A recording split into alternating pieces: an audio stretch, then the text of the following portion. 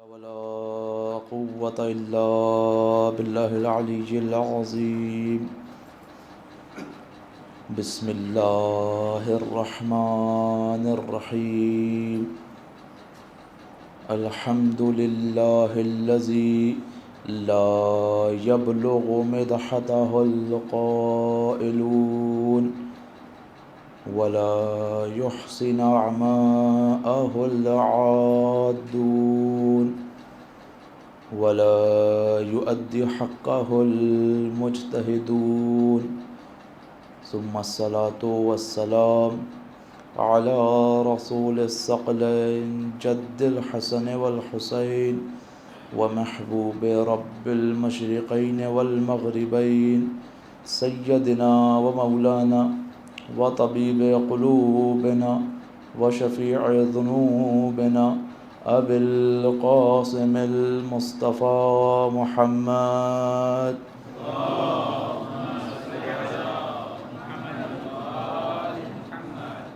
وعلى أهل بيته الطيبين الطاهرين المعصومين المظلومين اللعنة الدائمة على أعدائهم أجمعين من الآن إلى قيام يوم الدين. بسم الله الرحمن الرحيم. رب اشرح لي صدري ويسر لي أمري واحلل عقدة من لساني يفقهوا قولي. أما بعد فقد قال امام الباقر علیہ السلام فی زیارت العاشوراء. صلوات پڑھیں میرے محمد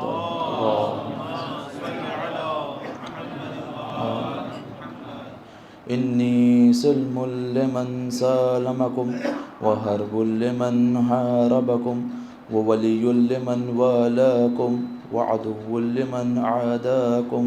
صلوات پڑھیں محمد وآل محمد. محمد وآل محمد عجل ایام اعظام کے ہیں اور آپ کے سامنے جس موضوع کے تحت گفتگو چل رہی ہے مسلسل پچھلے 3 جلسوں سے 3 مجالس سے، وہ موضوع ولایت ہے. بعض اوقات انسان کے ذہن میں یہ آتا ہے کہ جب اسے کوئی حکم بتایا جاتا ہے، کوئی اخلاقی فریضہ بتایا جاتا ہے، تو جب ڈائریکٹ اس کے سامنے ایک عمل آ جاتا ہے، مثلا اگر پریشانی ہو تو یہ دعا پڑھو، اگر کوئی مشکل ہو تو اس دعا کو پڑھو، اگر پریشان حال ہو تو فلاں نماز کو پڑھو، تو انسان سمجھتا ہے کہ فقط یہی جو ہے وہ عملی قوانین ہیں جس کے تحت میں چل کر اپنی زندگی کو پرسکون بنا سکتا ہوں. لیکن یہ تمام کی تمام چیزیں انسان کی انفرادیت سے تعلق رکھتی ہیں، اس کی ذاتی زندگی سے تعلق رکھتی ہیں. میں نفی نہیں کر رہا کہ وہ چیز انسان کو مشکلات سے نکالتی ہے، میں یہ اس بات کی بھی نفی نہیں کر رہا کہ ان چیزوں کا کوئی فائدہ نہیں، لیکن بات سمجھنے کی یہ ہے کہ جتنا زور مکتب تشیع کے اندر مسئلہ ولایت کو دیا گیا ہے، کسی اور مسئلے کو نہیں دیا گیا. اور افضل ترین وظیفہ اگر کسی شیعہ کا، اگر کسی پیروکار امام کا کچھ ہے تو وہ یہ ہے کہ وہ اس ولایت کے مفہوم کو حقیقی معنوں میں سمجھے اور پھر دیکھے کہ اس کی نسبت، اس کی رسپانسبلٹی کیا ہے. جمعے کے خطبے میں بھی اور بارہا اس چیز کو میں تکرار کر رہا ہوں کہ آپ لوگوں کے ذہن میں یہ چیز آئے کہ یہ جو ہم مجالس سنتے ہیں یہ عمل کے لیے سنتے ہیں، فقط لذت کے لیے نہیں سنتے، فقط رسم کے لیے نہیں سنتے. ایک دفعہ صلوات پڑھے محمد وآل محمد کی ذات.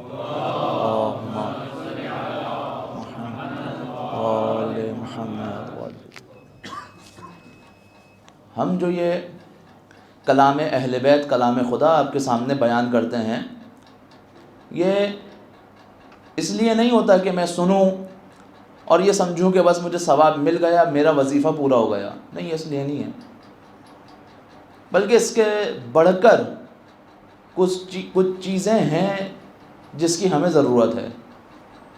اگر فقط ثواب کی غرض سے ہوگا تو کیا نتیجہ نکلے گا؟ آپ کے سامنے شاید اس بات کو پہلے بھی عرض کر چکا ہوں. ہمارے ایک عالم دین ٹریول کر رہے ہیں قم سے مشہد. ساتھ میں دیکھا جو ایران میں کیونکہ رومز بنے ہوئے ہوتے ہیں ٹرین کے اندر، ان کے روم کے اندر ایک شخص بیٹھا ہے جو عیسائی ہے. سلام دعا ہوئی، گفتگو ہوئی، پھر اسے سوال کیا گیا جب تھوڑی سی رقابت ہو گئی، تھوڑا سا فرینڈلی ماحول بن گیا، تو اس سے پوچھا یہ بتاؤ کہ تم لوگ یہودیوں کے اتنے زیادہ مخالف کیوں نہیں ہو، جبکہ یہودیوں نے حضرت عیسیٰ علیہ السلام کو قتل کیا تم لوگوں کے عقیدے کے مطابق، تو تم ان کی مخالفت کیوں نہیں کرتے، کیوں ان کے ساتھ جو ہے مل کر چلنا پسند کرتے ہو؟ کہا مخالفت کیا بات ہے اس میں، بلکہ ہمیں تو ان کا شکر ادا کرنا چاہیے. یہ عالم دین کہتے ہیں میں بڑا حیران ہوا، مجھے تعجب ہوا، حضرت عیسیٰ کو قتل کیا، تم عیسائی ہو اور تم یہ کہہ رہے ہو کہ نہ صرف یہ کہ میں مخالفت نہیں کروں گا بلکہ مجھے اس یہودی قوم کا شکر ادا کرنا چاہیے. کہا ہاں. کیوں؟ کہا اس لیے کہ اگر وہ یہودی حضرت عیسیٰ کو قتل نہ کرتے تو میری اور ہماری پوری امت کی شفاعت کا سامان کیسے بنتا؟ ہم کس طرح، کس کے وسیلے سے خود کو خدا کی بارگاہ میں بخشواتے اگر یہودی قتل نہ کرتے تو؟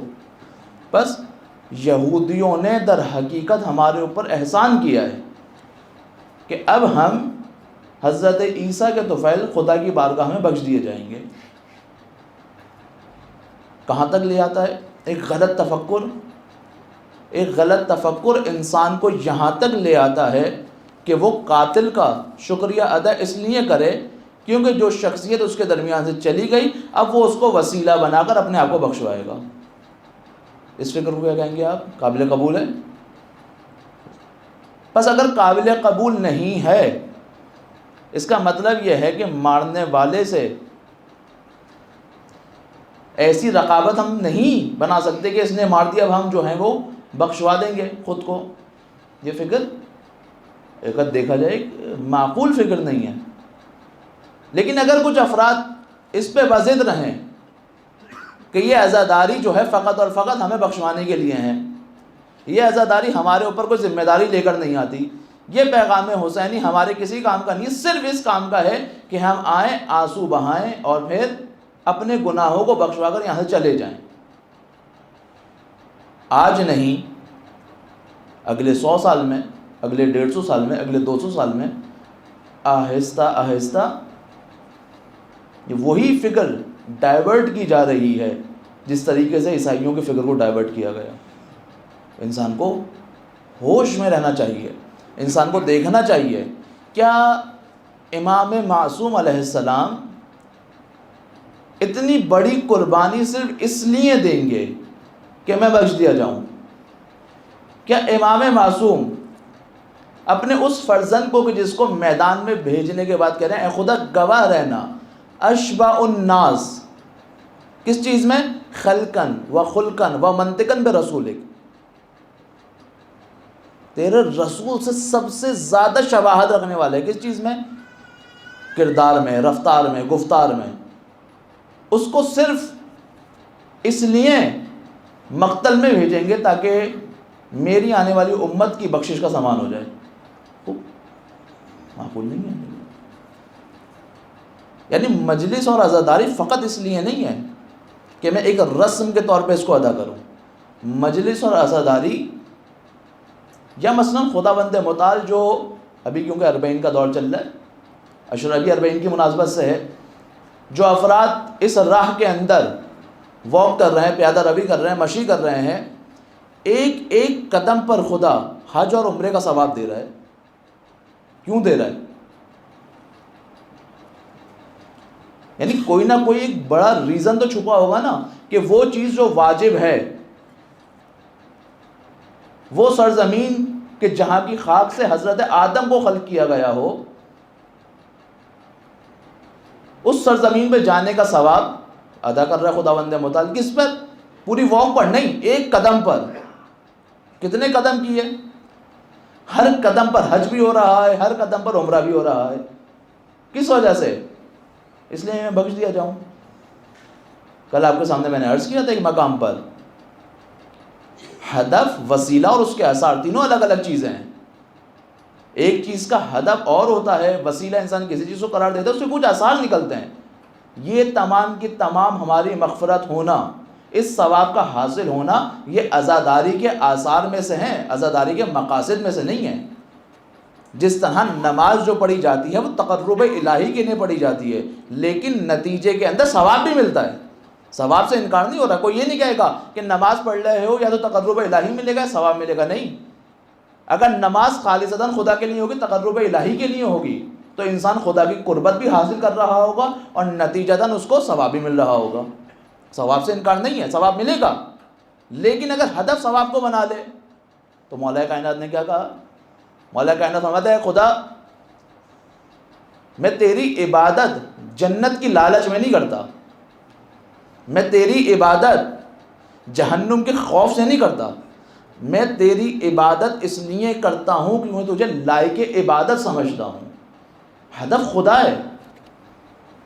ادھر بھی عزاداری اس لیے کریں کہ ثواب ملے، توہین عزاداری ہے. ثواب تو ملے گا ہی ملے گا. یہ در وہ در ہے کہ جہاں بن مانگے مل جاتا ہے. کہ جب کسی نے سوال کیا کہ حاتم طائی زیادہ سخی تھا یا مولا کائنات زیادہ سخی تھے، یقیناً سن رکھا ہوگا نے، دونوں کی سخاوت میں سے کس کی سخاوت زیادہ تھی؟ کہا حاتم طائی کی سخاوت کا تذکرہ کرو. کہا حاتم طائی اتنا سخی تھا کہ اگر اس کے در پہ کوئی 40 بار بھی جاتا تھا تو وہ اسے خالی ہاتھ نہیں لوٹاتا تھا.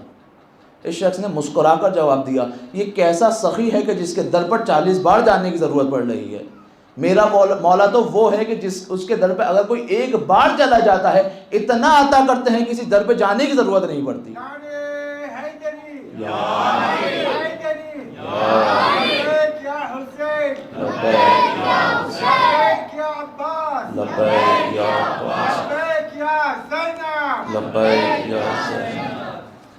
بس تو یہ آثار تو ہو سکتے ہیں، ثواب نتیجتاً ملے گا، لیکن ہدف یہی ہے نہیں. ہدف یہ نہیں ہے.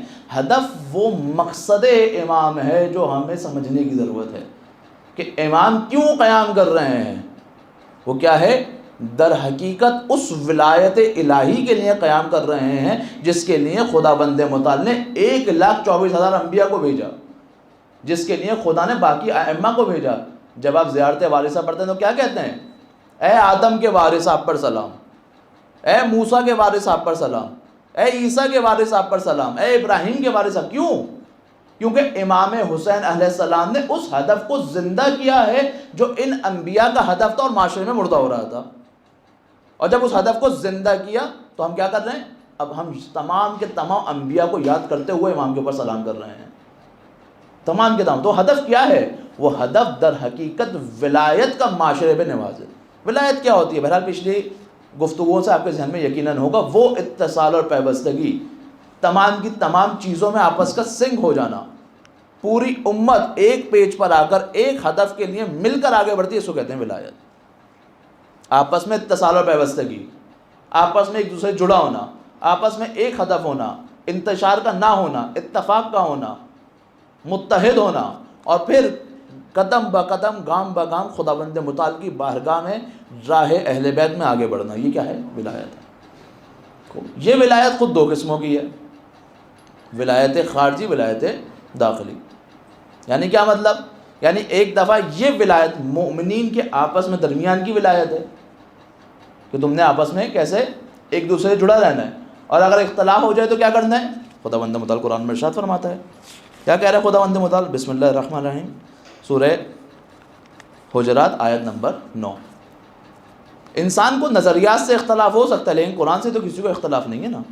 واضح آیت ہے اور اس کا ترجمہ آپ کے سامنے، جس کو ترجمے میں شک ہو وہ کسی بھی اردو قرآن کو کھول کر اس کا ترجمہ پڑھ سکتا ہے. وَإِن طَائِفَتَانِ مِنَ الْمُؤْمِنِينَ اقْتَتَلُوا فَأَصْلِحُوا بَيْنَهُمَا. اگر تم یہ دیکھو مومنین کے دو گروہ آپس میں لڑ رہے ہیں، آپس میں جنگ کرنے پر اتر رہے ہیں، تو کیا کرو؟ ان کے درمیان صلح کرواؤ۔ فَإِن بَغَتْ إِحْدَاهُمَا عَلَى الْأُخْرَى، اگر ان دونوں گروہوں میں سے کوئی ایک بغاوت کرے، ظلم کرے، باز نہ آئے دوسرے گروہ پر، کسی بھی صورت میں صلح کرنے پر راضی نہ ہو، تو کیا کرو؟ فَقَاتِلُوا الَّتِي تَبْغِي، تو تم اس باغی گروہ سے جنگ کرو، اس باغی گروہ سے میدان میں اتر کے جنگ کرو۔ کب تک؟ حَتَّى تَفِئَ إِلَىٰ أَمْرِ اللَّهِ، اس وقت تک کہ جب تک وہ گروہ بھی پلٹ کر خدا کی طرف نہ آ جائے۔ یہ کیا ہے؟ ولایت داخلی، مومنین کے درمیان آپس میں ولایت، اتصال اور پیوستگی، ایک ہدف کے لیے آگے بڑھنا۔ اگر اختلاف ہو گیا دو کے درمیان تو کیا کرو؟ صلح کرواؤ۔ اور جو گروہ صلح کرنے میں نہ مان رہا ہو اس کے خلاف جنگ کرو۔ کب تک جنگ کرو؟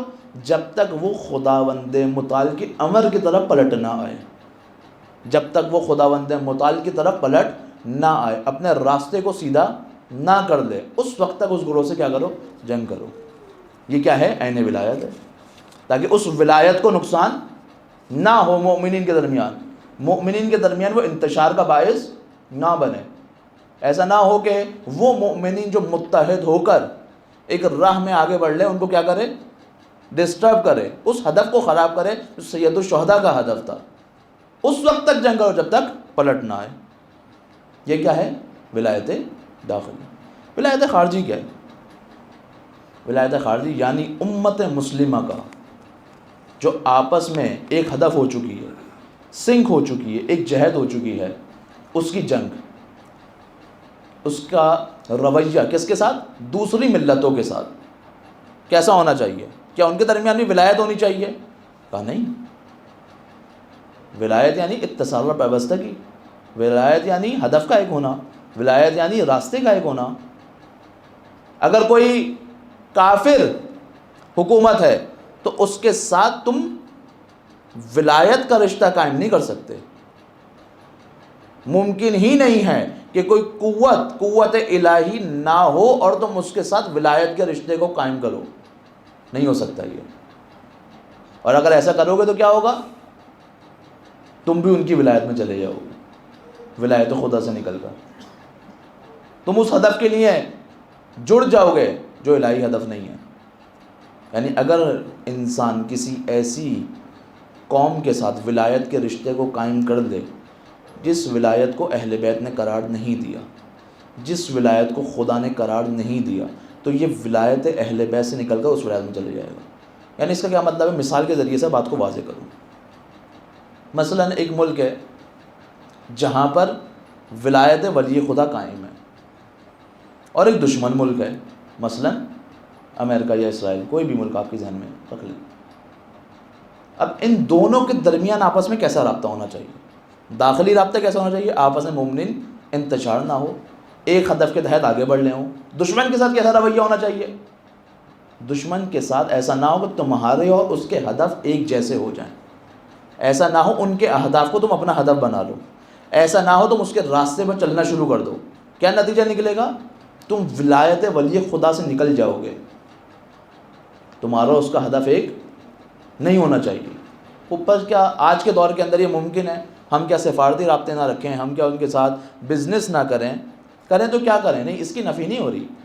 انسان اگر برابری کے عنوان سے رابطہ رکھنا چاہے تو مسئلہ نہیں ہے، انسان اگر برتری کے عنوان سے رابطہ رکھنا چاہے تو مسئلہ نہیں ہے، لیکن ان کے زیر ولایت نہیں آنا۔ یہ نہ ہو کہ وہ وائٹ ہاؤس سے بیٹھ کر تمہارے پریزیڈنٹ چینج کرتے ہوں، یہ نہ ہو کہ وہ اپنے ملک سے بیٹھ کر تمہارے ملک کو رن کرتے ہوں، یعنی ان کے تحت ولایت نہیں آنا تم نے۔ ہاں، اگر برابری کی بنیاد پر کرنا چاہتے ہو کوئی مسئلہ نہیں ہے، اگر برتری کی بنیاد پر کرنا چاہتے ہو تو کوئی مسئلہ نہیں ہے، لیکن ان کے انڈر نہیں آنا۔ کیوں؟ کیونکہ اگر ان کے انڈر آ جاؤ گے تو کیا ہوگا؟ وہ ہدف جو اہل بیت کا ہدف ہے کہ انسان کو مادیت سے نکال کر معنویت کی فضاؤں کے اندر لے کر جائیں، یہ اس کے اندر سب سے بڑی رکاوٹ بنتے ہیں، سب سے بڑی رکاوٹ بنتے ہیں۔ اور جب انسان ان کو ایکسیپٹ کرے گا تو کیا ہوگا؟ خود بخود چاہتے نہ چاہتے ہوئے اس راستے پر چل پڑے گا، چاہتے نہ چاہتے ہوئے، خواہش نہیں رکھتا، وہی ہوگا۔ اور یہ اس سے روکنے کی روش کوئی نئی روش نہیں ہے. ایسا نہیں ہے کہ آج کے دور میں مثلا کچھ فقہاء ہیں جو روک رہے ہیں، نہیں، ایسا نہیں ہے. آج سے کئی سو سال پہلے جب برطانیہ نے چاہا مسلم مملکت کے اندر آ کر نفوذ کرے، کس کے ذریعے سے؟ وہاں پہ فیکٹری لگائے سگریٹ کی اور تمباکو کی. اس وقت کیا ہوا؟ مرزا شیرازی نے فتویٰ دیا. آپ لوگوں کے ذہنوں میں کیا فتویٰ دیا؟ کہ سب کے سب کے اوپر اس تمباکو کو استعمال کرنا حرام ہے. تاریخ گواہ ہے کہ مرجعیت کی طاقت کوئی آج ہمارے سامنے ابھر کے سامنے نہیں آئی ہے.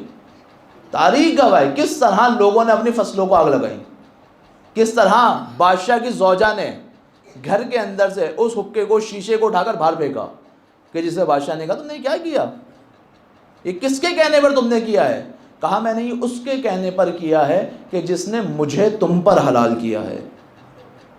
یہ مرجعیت کی طاقت ہے، یہ ولایت کی طاقت ہے.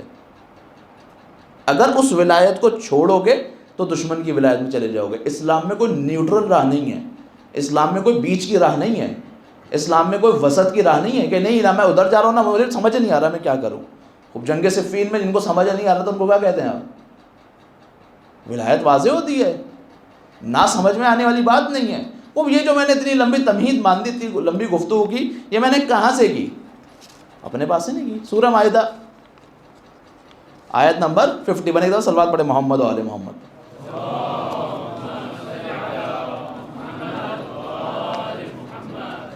خداوند متعال سورہ مائدہ آیت نمبر 51 میں ارشاد فرمایا بسم اللہ الرحمن الرحیم یا ایھا الذین آمنوا، اے وہ جو صاحبان ایمان ہو، لا تتخذوا الیہود والنصارى اولیاء.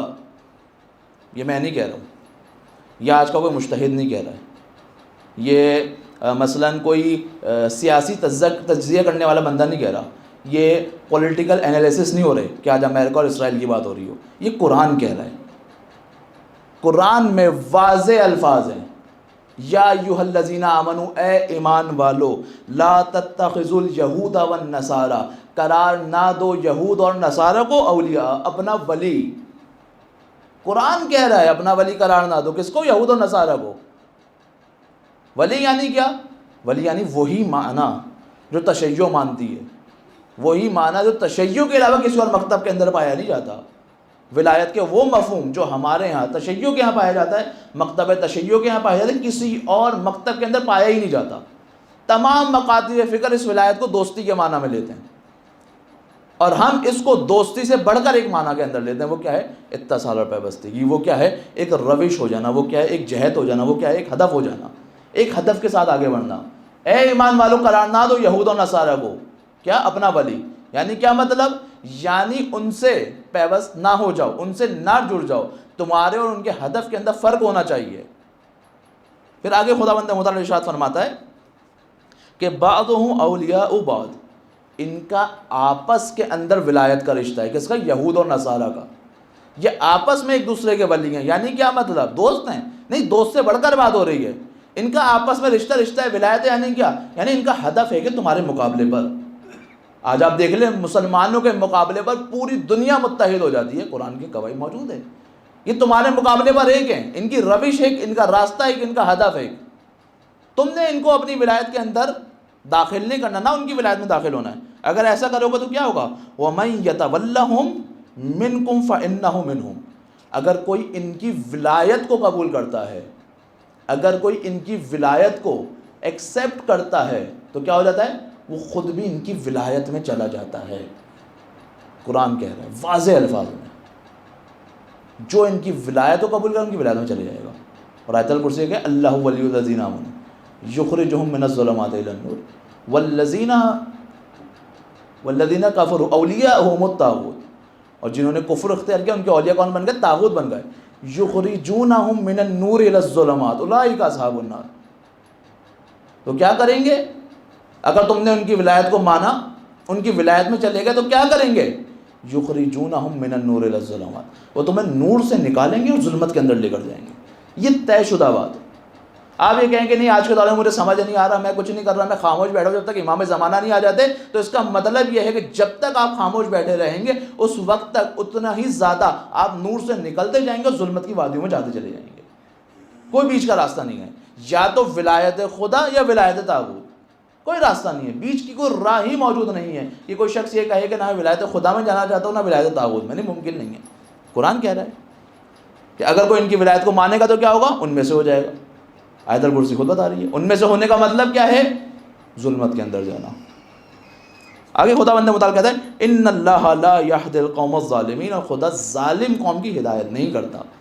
ظالمین میں شمار ہو رہا ہے ان افراد کا کہ جو ولایت الہی کو قبول نہیں کرتے، ظالمین میں شمار ہو رہا ہے ان افراد کا جو ولایت طاغوت کو ایکسیپٹ کرتے ہیں۔ طاغوت کی کیا مثال دی یہاں پہ، یہود و نصارہ،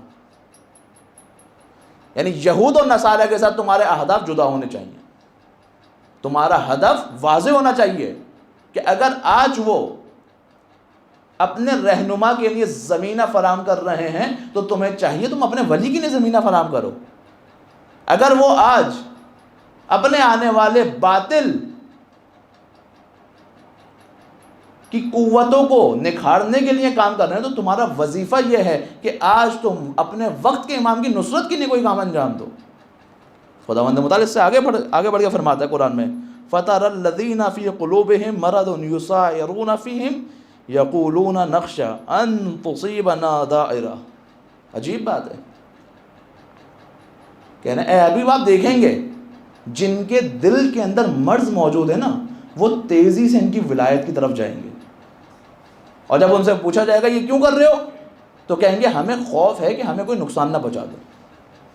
آج آپ دیکھیں کتنے افراد ایسے ہیں جو فقط اس خوف کے لیے طاغوت کے سامنے جھک جاتے ہیں کہ ہمیں نقصان پہنچے گا۔ یہ کیوں ہوتا ہے؟ یہ اس لیے ہوتا ہے کہ جب آپ کربلا کو اور امام حسین کو فقط رونے کے لیے لگ دیں گے تو آپ کے اندر جرت نہیں ہوگی کہ وقت طاغوت کے خلاف کھڑے ہوں۔ اور وہ افراد جو کربلا کو اپنے لیے نمونہ عمل لیتے ہیں وہ کبھی اپنے طاغوت کے سامنے جھکتے نہیں ہیں، کبھی نہیں جھکیں گے، مقاومت کریں گے، کبھی نہیں جھکیں گے، عمل کر کے دکھائیں گے، کبھی نہیں جھکیں گے، مقابلہ کر کے دکھائیں گے۔ کیوں؟ کیونکہ جب سیرت سید الشہداء ہو تو پھر انسان کو کوئی خوف نہیں ہوتا، پھر انسان ڈرتا نہیں ہے۔ یہ مریض ہیں، ان کے دل ناپاکیزہ ہیں جو تیزی سے اس ولایت کی طرف جا رہے ہیں۔ پھر خداوند متعال آگے کہتا ہے کہ فَعَسَى اللَّهُ أَن يَأْتِيَ بِالْفَتْحِ أَوْ أَمْرٍ مِنْ عِنْدِهِ فَيُصْبِحُوا عَلَى مَا أَسِرُوا فِي أَنفُسِهِمْ نَادِمِينَ۔ اور جب اللہ کی نصرت آ جائے گی، اللہ کی طرف سے فتح آ جائے گی تو پھر یہ شرمندہ ہو رہے ہوں گے کہ ہم نے کیا کر دیا۔ جب وقت تھا جب قیام نہیں کیا، جب وقت تھا جب مقابلہ نہیں کیا، جب آزمائش کا وقت تھا، جب پریشان ہو گئے، اپنی ذات کے اوپر بات آئی تو تم نے سرنڈر کر دیا۔ اب جب خدا کی مدد آ گئی ہے تو تم یہ سوچ رہے ہو اے کاش میں نے ایسا نہ کیا ہوتا۔ وہ تو آزمائش کیسی، آزمائش ہے ہی اس کا نام۔ اور یہ امام کی غیبت کا ہونا ہمارے لیے سب سے بڑی آزمائش ہے، سب سے زیادہ ٹیسٹ کیا جا رہا ہے مؤمنین کو کہ ان قوانین الہی کے اوپر جو حدیث نہیں ہے کہ آپ سند کے اوپر بحث کریں کہ کتنی مستند ہے کتنی مستند نہیں ہے، احسن ہے یا ضعیف ہے، اس کے راوی صحیح ہے راوی صحیح نہیں ہے، نہیں فلاں معنی نہیں ہے فلاں معنی ہے۔ قرآن کی واضح گواہی ہے کہ غیبت کے زمانے میں تم اپنی سب کیا قرار دیتے ہو، اور پھر جب خدا کی مدد آئے گی، خدا کا امر آئے گا تو گھبرا جاؤ گے، پھر نادم ہو جاؤ گے، پریشان ہو جاؤ گے۔ وَيَقُولُ الَّذِينَ آمَنُوا أَهَؤُلَاءِ الَّذِينَ أَقْسَمُوا بِاللَّهِ جَهَدَ أَيْمَانِهِمْ إِنَّهُمْ لَمَعَكُمْ۔ صاحب ایمان خدا سے سوال کریں گے بار الہ کہ یہ وہی لوگ نہیں ہیں جو وعدے کرتے تھے کہ ہم تمہارے ساتھ ہیں؟ آج ان کے اعمال کو کیا ہوا؟ حبطت اعمالهم فاصبحوا خاسرین، ان کے تمام اعمال ضائع ہو گئے اور یہ خساروں میں سے ہیں۔ وہ افراد جنہوں نے اپنے لیے خسارہ کیا۔ یعنی اگر اس ولایت کو نہیں مانا تو آخرت میں کیا ہے؟ سارے اعمال ختم، کچھ نہیں باقی بچا۔ مومنین کہیں گے، سوال کریں گے بار الہ یہ وہی لوگ نہیں ہیں جو ہمارا ساتھ دینے کا وعدہ کرتے تھے، یہ تو دعوے دار تھے، یہ تو شیعہ تھے، یہ تو مومن تھے، یہ تو ہمارے لوگ تھے۔ ہو کیونکہ ولایت خدا کو نہیں مانا، نہیں سمجھا، اپنے لیے عملی نہیں سمجھا، ایک مقدس بت بنا کر سامنے رکھ دیا، ایک ایسا بت بنا کر سامنے رکھ دیا کہ ہم اس کے پیچھے نہیں چل سکتے، ہم اس کو فالو نہیں کر سکتے، ہم اس میں شامل نہیں ہو سکتے، تو کیا ہوگا؟ خدا بندہ مطالعہ کر رہا ہے حبطت اعمالهم، ان کے عمل حد ہو جائیں گے، فاصبحوا خاسرین، اور یہی وہ افراد ہوں گے جو خسارے میں سے ہوں گے۔ پھر اس کے بعد آگے چل کے آیت کہتی ہے، سورہ مائدہ ہے، آیت نمبر 51 سے آپ کے سامنے صرف قرآن پڑھ کے اسے ترجمہ کر رہا ہوں۔ یا ایھا الذین آمنوا من یرتد منکم عن دینہ فسوف یأتی اللہ بقوم یحبهم ویحبونہ، مومنین اس خیال میں نہ رہیں کہ وہ کچھ بھی کر لیں گے ہمیشہ حق پر رہیں گے، یہ نہیں ہوگا، یہ ہو ہی نہیں سکتا کہ آپ کچھ بھی کرتے رہو ہمیشہ حق پر ہیں۔ خدا کہہ رہا ہے اے ایمان والو، تم میں سے جو افراد مرتد ہو جائیں گے، یعنی پلٹ جائیں گے اپنے دین سے، تو خدا کسی اور قوم کو قرار دے دے گا جس سے اللہ محبت کرتا ہوگا، اور وہ قوم بھی اللہ سے محبت کرتی ہوگی۔ یعنی خدا محتاج نہیں ہے تمہارا، خدا محتاج نہیں ہے کہ تم بیٹھ کر انتظار کرتے رہو، اگر تم بیٹھ کر انتظار کرتے رہو گے تو کرتے ہی رہو، خدا کسی اور قوم کو قرار دے دے گا جس سے وہ محبت کرتا ہوگا، وہ قوم بھی خدا سے محبت کرتی ہوگی۔ ہماری آزمائش ہے، خدا کی آزمائش نہیں ہے، خدا کسی اور کو عطا کر دے گا۔ اس کے بعد خدا کہتا ہے اذلۃ علی المؤمنین اعزۃ علی الکافرین، ان کی ایک نشانی یہ ہوگی کہ مومنین کے درمیان بڑے متواضع ہوں گے، مومنین کے درمیان جھکنے والے ہوں گے، مومنین کو ساتھ لے کر چلنے والے ہوں گے، مومنین کے درمیان ان کی ولایت قائم اور دائم ہوگی، اور کفار کے مقابلے میں یہ ہمیشہ محکم کھڑے ہوئے نظر آئیں گے۔ صفات آپ کو خود تلاش کرنی ہے، قرآن اصول دیتا ہے، نام نہیں بتاتا۔ قرآن اصول کی کتاب ہے، نام دینے کی کتاب نہیں ہے۔ قرآن قصے کہانیوں کی کتاب نہیں ہے، قرآن اصول کی کتاب ہے۔ قرآن اصول دے رہا ہے کہ ان کی نشانی ہے، کہ ان کی نشانی یہ ہے کہ مومنین کے درمیان متواضع ہوتے ہیں، مومنین کے درمیان ولایت کو قائم رکھتے ہیں، اور کفار کے مقابلے پر ڈٹ کر کھڑے ہوتے ہیں۔ وہاں یہ نہیں بولتے کہ ہمارا وظیفہ نہیں ہے، وہاں یہ نہیں بولتے کہ ہم سے ڈیمانڈ نہیں کی گئی، وہاں یہ نہیں بولتے کہ امام نہیں ہے بس ہم نے ہر چیز روک دینی ہے، نہیں، بلکہ مقابلہ کرنے والوں میں سے ہوتے ہیں۔ وَيُجَاهِدُونَ فِي سَبِيلِ اللَّهِ وَلَا يَخَافُونَ لَوْمَ لَائِمٍ ذَلِكَ فَضْلُ اللَّهِ يُؤْتِيهِ مَن يَشَاءُ وَاللَّهُ وَاسِعٌ عَلِيمٌ۔ یہ وہ ہیں جو اللہ کی راہ میں جہاد کرتے ہیں، ان کو کسی قسم کا کوئی خوف نہیں ہوتا، اللہ جس کو چاہتا ہے عطا کرتا ہے، اللہ سب سننے والا ہے اور جاننے والا ہے۔ تم افراد کو دھوکہ دے سکتے ہو، تم لوگوں کو دھوکہ دے سکتے ہو، خدا کو دھوکہ نہیں دے سکتے۔ ان تمام کے تمام مقدمے کے بعد یہ جو پوری مقدمہ آپ کے سامنے عرض کیا، یعنی نصارہ و یہود کو اپنا ولی نہ بناؤ، اگر ولی بناؤ گے تو ان میں سے ہو جاؤ گے، ان میں سے ہو جاؤ گے، تمہارے اعمال حبط ہو جائیں گے، ناکام ہو جاؤ گے، اور مومنین آخرت میں کہیں گے بارے لہائی ہم میں سے نہیں تھے۔ کہا نہیں، انہوں نے اپنے دین سے پلٹ کر اپنے تمام اعمال کو ضائع کر لے، مرتد ہو گئے، اور جب مرتد ہو گئے تو خدا نے ان کی جگہ کسی اور کا انتخاب کر لیا، ایسی قوم کا انتخاب کیا جو خدا سے محبت کرتی ہے، خدا جس سے محبت کرتا ہے۔ اس پورے مقدمے کے بعد اب خدا حقیقی ولایت کا تذکرہ کر رہا ہے۔ خدا کہہ رہا ہے انما ولیکم اللہ والرسول والذین آمنوا الذین یقیمون الصلاۃ ویؤتون الزکاۃ وہم راکعون۔ اس کے بعد یہ پورے مقدمے کے بعد اللہ نے اس آیہ ولایت کو پیش کیا کہ فقط اور فقط تمہارا ولی خدا ہے۔ خدا ولی ہے تو خدا مجسم ہو کر زمین پر نہیں آتا، خدا وسیلے قرار دیتا ہے۔ وَرَسُولُ، اللہ کا رسول تمہارا ولی ہے۔ اور کون ہے؟ وَالَّذِينَ آمَنُوا الَّذِينَ يُقِيمُونَ الصَّلَاةَ وَيُؤْتُونَ الزَّكَاةَ وَهُمْ رَاكِعُونَ، اور وہ صاحبان ایمان جو نماز قائم کرتے ہیں اور حالت رکوع میں زکوٰۃ کو ادا کرتے ہیں۔ کس ولایت کا تذکرہ کر رہا ہے؟ جناب امیر کی ولایت کا تذکرہ کر رہا ہے کہ اگر اس ولایت کو مانو گے، خوب بہت سارے لوگوں یہاں پہ اختلاف ہے کہ حالت رکوع میں زکوٰۃ دیتے ہیں، مفسرین نے کہا نہیں، ایسا کوئی واقعہ پیش نہیں آیا۔ بہرحال ہمارے پاس اپنے دلائل موجود ہیں، ایسا واقعہ ہوا ہے کہ مولا کائنات نے حالت رکوع کے اندر زکوٰۃ دی ہو۔ ایک سائل مختلف جگہوں سے ہوتا ہوا گزر رہا ہے، کسی نے اس کی دعوت رسی نہیں کی، ایک مقام آیا، مسجد کے اندر داخل ہوا اور کہا کہ کوئی ہے جو میری مدد کرے، کسی نے جواب نہیں دیا۔ خدا کی بارگاہ میں متوسل ہوا ہے، بار الہ گواہ رہنا تیری بارگاہ سے بھی خالی ہاتھ جا رہا ہوں۔ جناب امیر نماز کے اندر مصروف ہیں، رکوع کی حالت میں تھے، اپنے ہاتھ کو آگے کر دیا۔ اس فقیر نے انگوٹھی کو اتارا، انگوٹھی اتاری، آیت آئی کہ وہ تمہارا ولی ہے جو حالت رکوع کے اندر زکوٰۃ ادا کرتا ہے۔ یہی فرق ہے اہل بیت اور اصحاب نبی کے اندر،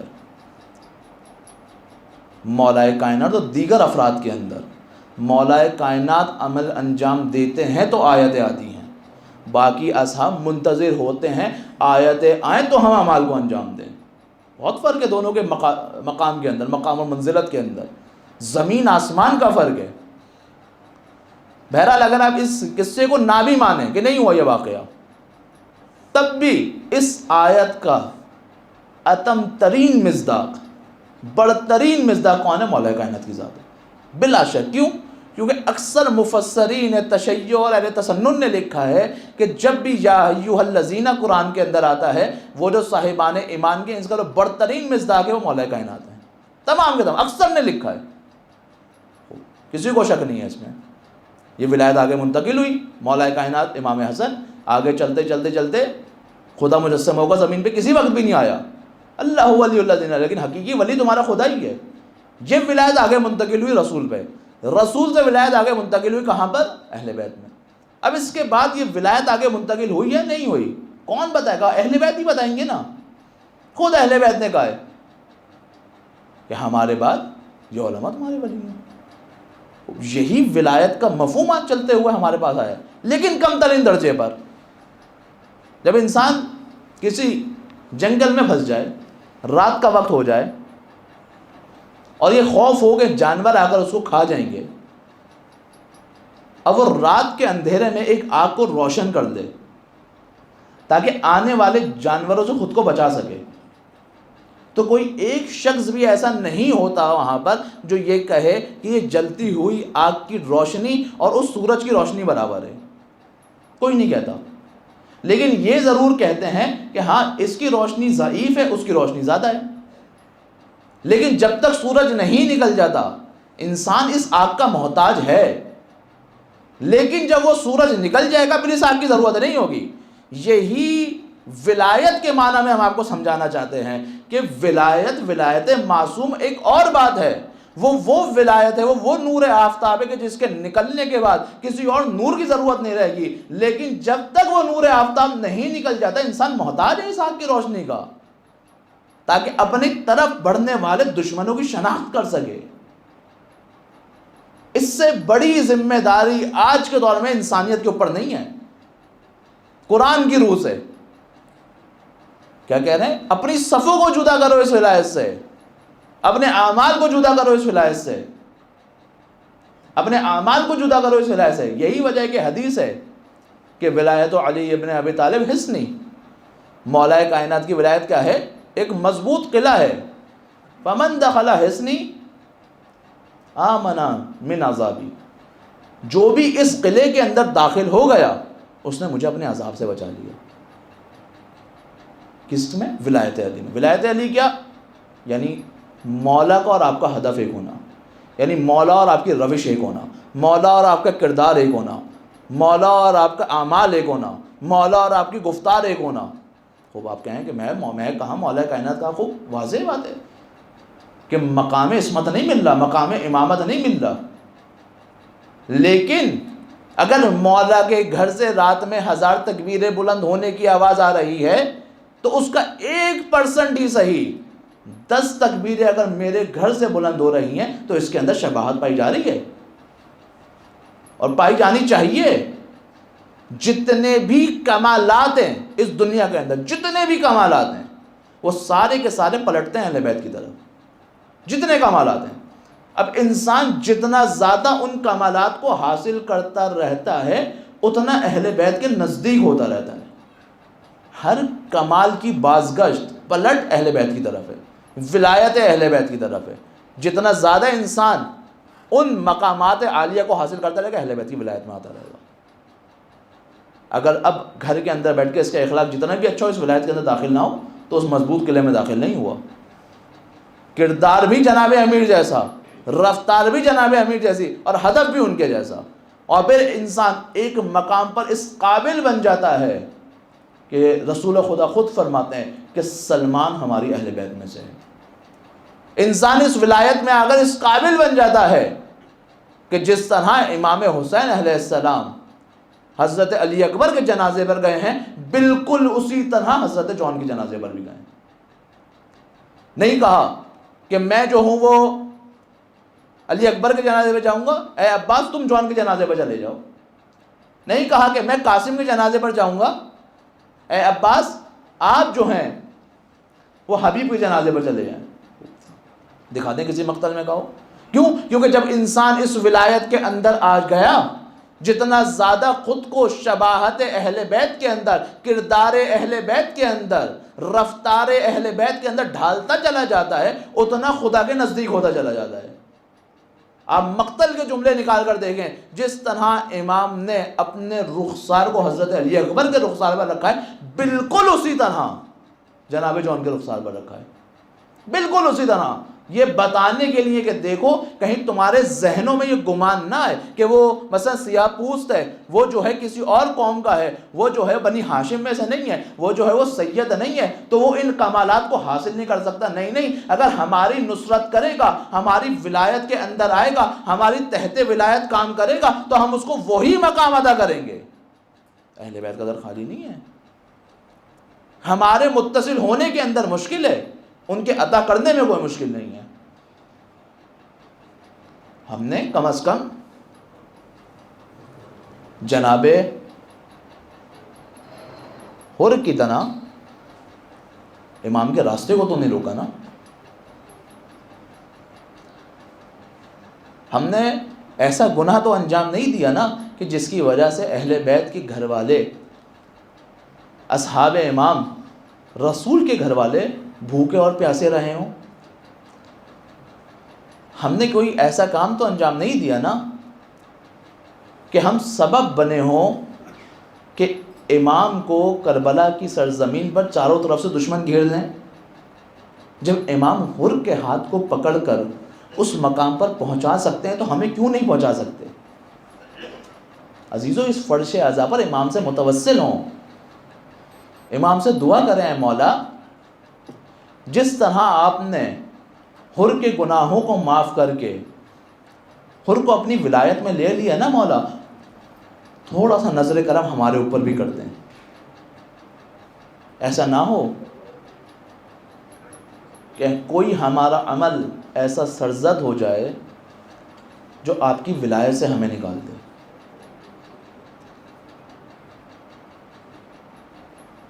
عزیزو، یہ فرش اعضا کوئی عام جگہ نہیں ہے۔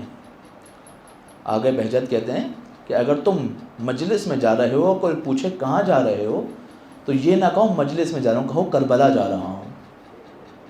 اس کی اہمیت کربلا سے کم نہیں ہے، اور کوئی کربلا آئے اور خالی ہاتھ لوٹ جائے یہ ممکن نہیں ہے۔ دعا کریں امام سے، اے مولا جس طرح آپ نے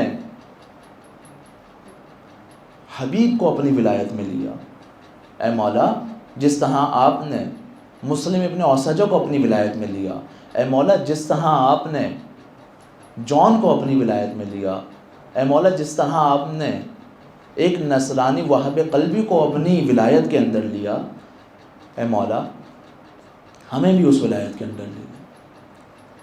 اور اس ولایت کو قائم کرنے کے لیے امام نے کوئی چھوٹی قربانی نہیں دی ہے۔ اس ولایت کو قائم کرنے کے لیے امام نے اپنی اس بیٹی کی بھی قربانی دی ہے کہ جس کو امام نے نماز شب میں دعا کے اندر مانگا تھا، اور اس بیٹی نے بھی کس عجیب انداز میں اس امتحان کو ادا کیا ہے۔ پاکستان میں آپ کو معلوم ہے کہ کچھ افراد ایسے ہیں جن کو اہل بیت کے مدافع ہونے کے جرم میں اٹھا لیا جاتا ہے، گھروں سے گرفتار کر لیا جاتا ہے، زندان میں ڈال دیا جاتا ہے، اور پتہ نہیں ہوتا کہ وہ زندہ ہیں بھی یا نہیں۔ اسی طرح ایک کے جو اسیر تھے، گھر پہ جانے کا اتفاق ہوا، نہیں معلوم تھا، 6 سال ہو گئے تھے جنہوں نے اپنے شوہر کو نہیں دیکھا تھا کہ وہ زندہ بھی ہے یا نہیں معلوم تھا۔ ان کے گھر پہ گئے، گفتگو ہوئی، تو ان کی زوجہ سے مخاطب ہو کر کسی نے کہا کہ اب کیا آپ کے پاس ان کے زندہ آنے کی امید باقی ہے؟ وہ کہتی ہیں کہ میری امید تقریباً ختم ہو چکی ہے، میرے بیٹوں کی بھی تمام امیدیں ختم ہو چکی ہیں، لیکن یہ جو بیٹی ہے نا، جب بھی دروازے پر دستک ہوتی ہے تو اس امید پر در کی طرف جاتی ہے شاید بابا آ گئے ہوں۔ جب بھی دق الباب ہوتا ہے تو یہ دوڑتی ہوئی جاتی ہے کہ شاید میرا باپ واپس آ گیا ہو۔ یہ کاروان رواں دواں تھا کہ خبر ملی مسلم کو شہید کر دیا گیا۔ امام نے کہا اے زینب حمیدہ کو لے کر آؤ۔ آپ نے سن رکھے ہیں نا یہ مصائب، کون حمیدہ؟ مسلم کی 7 سالہ بیٹی۔ امام نے سر پہ دستہ شفقت کو پھیرا، سر پہ دستہ شفقت کا پھیرنا تھا۔ حمیدہ نے کہا مولا کیا میرے بابا سلامت ہیں؟ خاندان امامت کی پلی ہے، فوراً سمجھ گئی، کہا مولا آپ نے میرے سر پہ ایسے ہاتھ پھیرا ہے جیسے یتیموں کے سر پہ پھیرا جاتا ہے۔ مولا نے سینے سے لگایا، کہا بیٹی آج سے مجھے اپنا باپ سمجھنا۔ میں کہوں گا اے کاش در خیمہ سے ایک 4 سالہ بچی نے اس منظر کو نہ دیکھا ہوتا، جو یہ سوچتی ہوگی کہ جب کسی کا باپ اس دنیا سے جاتا ہے نا تو کوئی آ کر سر پہ دستہ شفقت کو پھیرتا ہے، جو یہ سوچتی ہوگی جب کسی کا باپ اس دنیا سے چلا جاتا ہے نا تو کوئی آ کر سینے سے لگاتا ہے، جو یہ سوچتی ہوگی کہ جب کسی کا باپ دنیا سے چلا جاتا ہے نا تو لوگ آ کر تعزیت پیش کرتے ہیں، لوگ خیال رکھتے ہیں۔ دیکھتے ہی دیکھتے وہ موقع آیا کہ جب اس بچی کا ایک بڑا امتحان آیا۔ وہ کیا امتحان ہے؟ چچا عباس کا مقتل میں جانا۔ چچا کہاں جا رہے ہیں؟ بیٹی آپ کے لیے پانی لینے جا رہے ہیں۔ مقتل خاموش ہے، لیکن امید کا تقاضا تو یہی ہے نا کہ اس بچی نے تمام بچوں کو جمع کیا ہوگا اور کہا ہوگا دیکھو اب یہ علم جا رہا ہے، جب یہ واپس آئے گا نا تو ہمارے لیے پانی آ جائے گا۔ تاریخ کہتی ہے کہ جب وہ علم واپس آ رہا تھا تو تمام کے تمام بچے اس علم کو دیکھ رہے ہوں گے،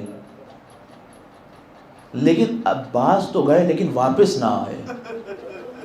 اس بچی نے ایک اور سخت امتحان دیا ہے، وہ کب ہے؟ جب سب جا چکے ہیں، اب وقت ہے امام حسین کے مقتل میں جانے کا۔ بی بی نے امام سے خیمے کے اندر ودا نہیں لی۔ لوگ پوچھتے ہیں ایسا کیوں نہیں کیا؟ شاید ایک وجہ یہ رہی ہو کہ مسلم کے یتیم خیمے میں موجود ہیں، ارے عباس کے یتیم خیمے میں موجود ہیں، اور دیگر افراد کے یتیم جو ہیں خیمے میں موجود ہیں، کہیں ایسا نہ ہو کہ میں اپنے بابا کے سینے سے لگوں اور یتیم بچوں کی آہیں بھر آئیں۔ بی بی نے خیمے میں ودا نہیں لی، خیمے سے باہر آئیں۔ مولا ذوالجنہ پہ سوار ہو، جانا چاہتے ہیں لیکن ذوالجنہ آگے نہیں بڑھ رہا، بے زبان جانور ہے، کہے تو کیا کہے۔ مولا نے دیکھا ایک 4 سالہ بچی گھوڑے کے پیروں سے لپٹی ہے۔ مولا اترے، بابا یہاں آئیے۔ ماں نیچے آئے، کیا چاہتی ہو سکینہ؟ بابا آخری بار آپ کے سینے پہ سونا چاہتی ہوں۔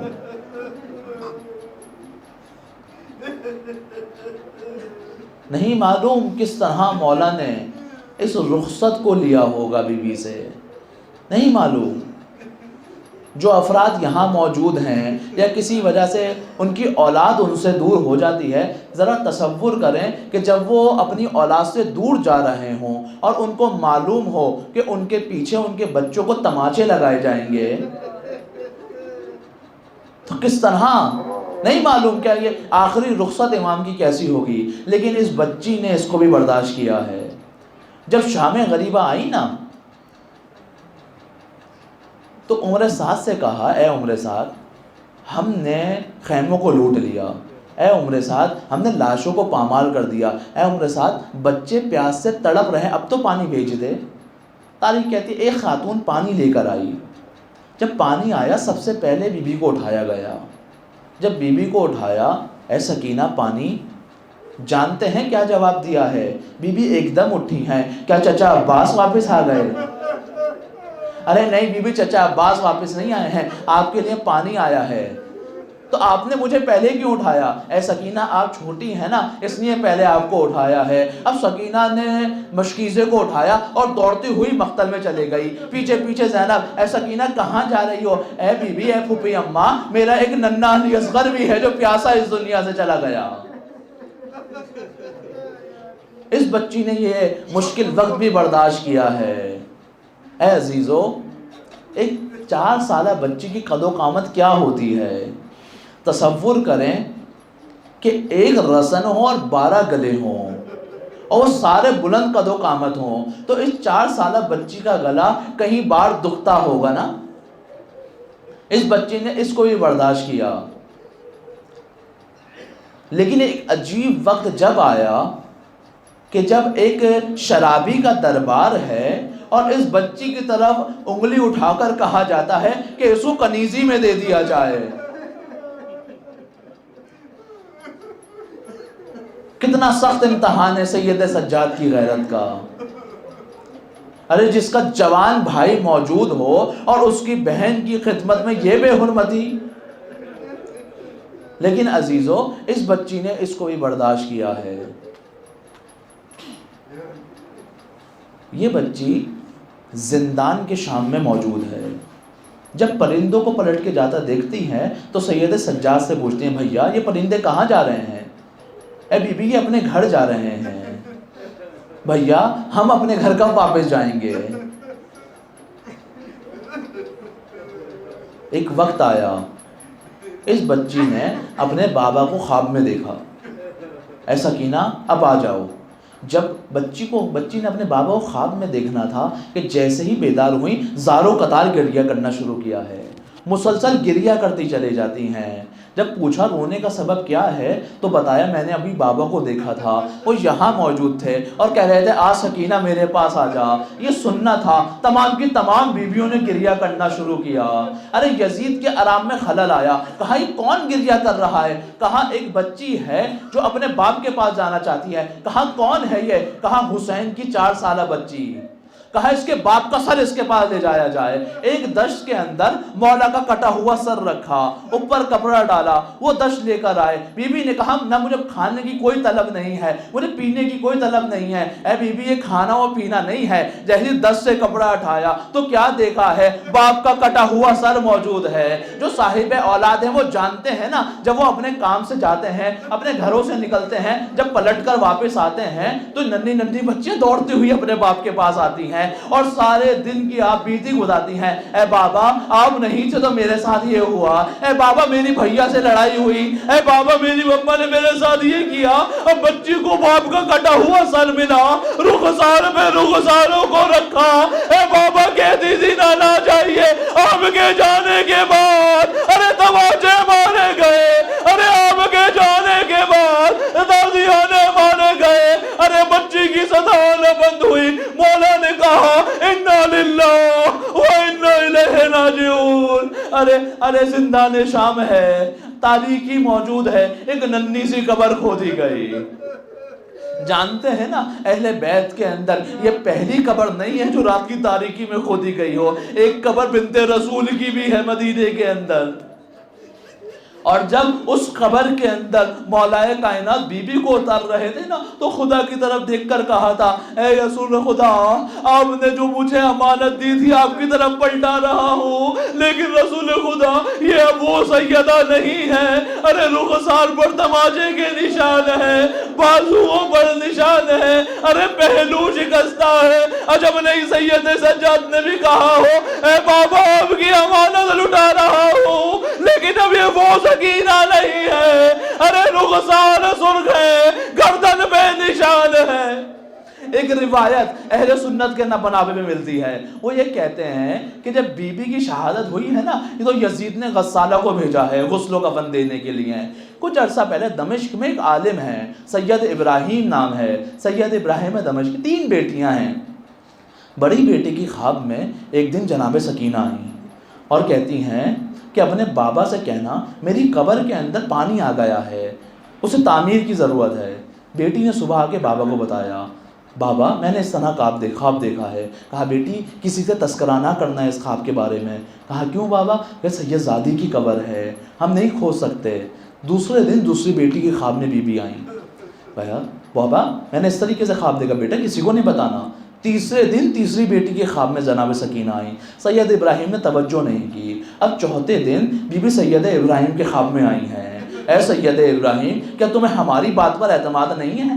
ہماری قبر کو تعمیر کی ضرورت ہے. سید ابراہیم نے تمام کے تمام سید علماء کو جمع کیا. قبر کو کھودا گیا تو دیکھا پانی آ گیا ہے. سید ابراہیم نے تمام علماء کو دور کیا. کہا بی بی نے مجھے اجازت دی تھی، قبر کے اندر اترے ہیں، پانی کو صفائی کی، قبر کی تعمیر کی. لیکن تاریخ کہتی ہے ایک وقت ایسا آیا کہ سید ابراہیم زارو قطار گریہ کرتے ہوئے وہ محمدہ کی سزا دیتے ہوئے باہر آئے. اے سید ابراہیم کیا ہو گیا؟ کہا یہ روایت ہے نا کہ یزید نے غسالہ کو بھیجا تھا، غسل و کفن دیا تھا، یہ روایت کوئی نہ پڑھے. اے سید ابراہیم کیا ہوا؟ کہا میں نے دیکھا وہی جلا ہوا کرتا، کانوں سے خون جاری، چہرے میں تماچے کے نشان، ارے کمر میں تازیانوں کے نشان.